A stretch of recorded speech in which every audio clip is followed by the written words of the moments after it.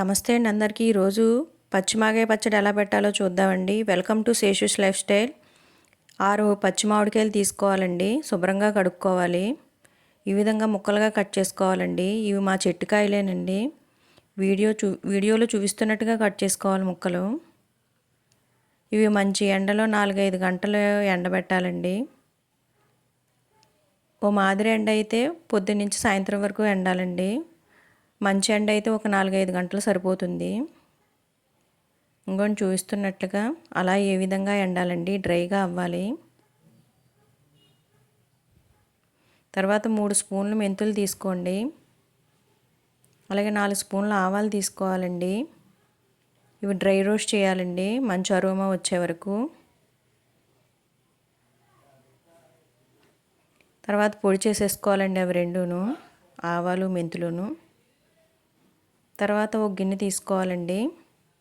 మీరు వీడియోలో చూపిస్తున్నట్టుగా ఒక గిన్నె మెజర్మెంట్ తీసుకునండి, కొలుచుకోవాలి. నాకు 2 గిన్నెలు ముక్కలు అయినాయి. 2 గిన్నెలు అయినాయండి ముక్కలు.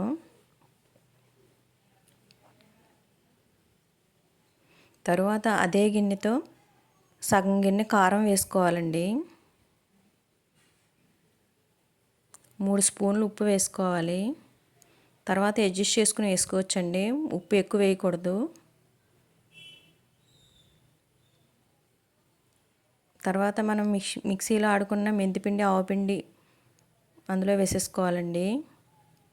మొత్తం మిక్స్ చేసేసుకోవాలి. మొత్తం ఈ మిక్చరు 3/4 గిన్నె రావాలండి. మొత్తం అన్నీ కలిపిన మిక్చరు 3/4 గిన్నె రావాలి. 3/4 గిన్నె అయిందండి. ఈ ముక్కల్లోకి ట్రాన్స్ఫర్ చేసేసుకోవాలండి. అది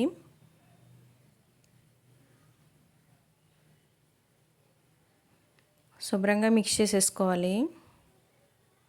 ముక్కలకు పట్టించేయండి.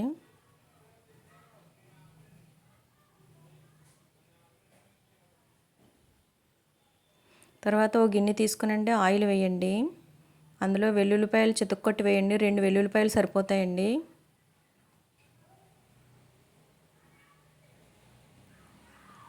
పోపు వేసుకోవాలండి. గానుగ నూనె వాడండి. అందులో 1 స్పూన్ మెంతులు వేయండి. తర్వాత ఇంగువ కూడా వేయండి కొద్దిగా.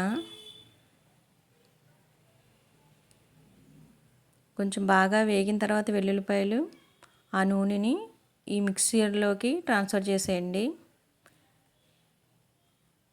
గానుగ నూనె వాడచ్చండి, వేరుశనగ నూనె కూడా వాడుకోవచ్చు. తర్వాత ఆయిల్ వేసేసండి.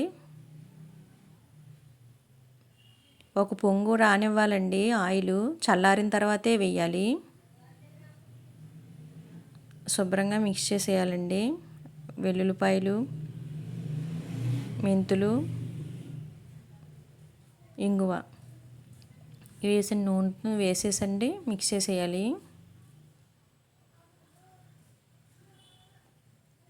మన నోరు గురించే మాగాయ పచ్చడి రెడీ అయిపోయిందండి.